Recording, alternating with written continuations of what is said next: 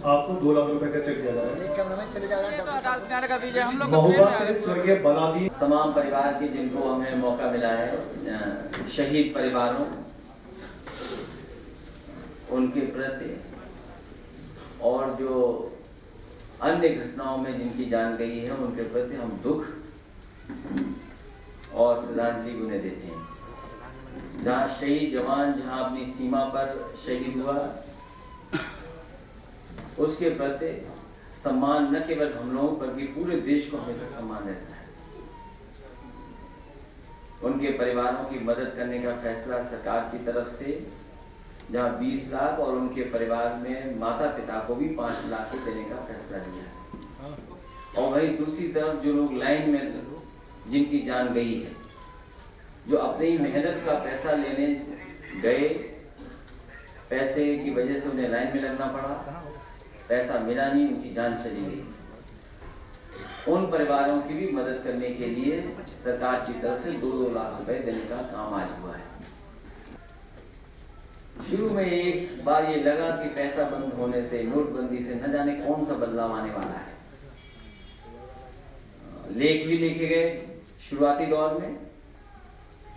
बहुत से लोग मैं जानता हूं जब उनसे बातचीत कर रहे थे तो न जाने कितना उत्साह उनके मन में था कि कौन सा बदलाव दिखाई देने लगा है उन्हें।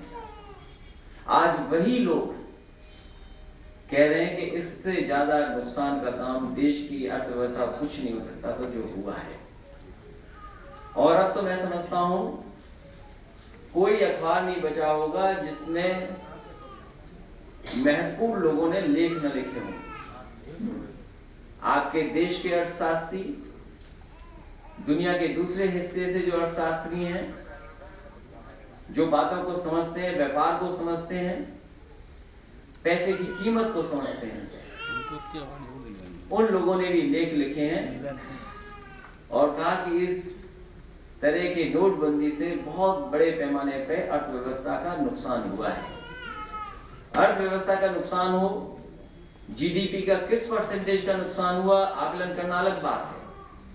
कोई आकलन आंकड़ों से करता है और कोई आकलन दूसरी तरीके से करता है। नुकसान हुआ है, इसकी भरपाई कैसे होगी ये तो सरकार में बैठे लोग बता पाएंगे, लेकिन तकलीफ और परेशानी पूरी जनता को आई। लोकतंत्र में मैंने कई मौकों पर कहा, फिर मैं कहता हूं, लोकतंत्र में जो सरकार जनता को दुख देती है, लोकतंत्र में जो जनता को परेशान करती है सरकार, जनता को जब मौका मिलता है ऐसी सरकारों के खिलाफ मतदान करती है। उत्तर प्रदेश में चुनाव होने जा रहा है, देश में कई हिस्सों में चुनाव होगा। मैं समझता हूं उत्तर प्रदेश की जनता और जिनको तकलीफ पहुंची है, परेशानी पहुंची है, वो जरूर सरकार के खिलाफ खड़े होंगे। काला धन खत्म हो, भ्रष्टाचार खत्म हो, कौन नहीं चाहता। हम भी चाहते हैं भ्रष्टाचार खत्म हो। मान लीजिए समाजवादी पेंशन है, एक उदाहरण दे रहा हूं मैं। समाजवादी पेंशन में बनने में तो हो सकता है कुछ परेशानी आ जाए, लेकिन एक बार अगर किसी की समाजवादी पेंशन बन गई तो उसको कोई परेशानी नहीं आ सकती, सीधा सीधा अकाउंट में पैसा पहुंचाने का इंतजाम किया है। ऐसी तमाम सुविधाएं भी दी। मैंने अखबार में ऐड दे करके बताया कि कितने विभागों में कितनी सुविधाएं दी हैं।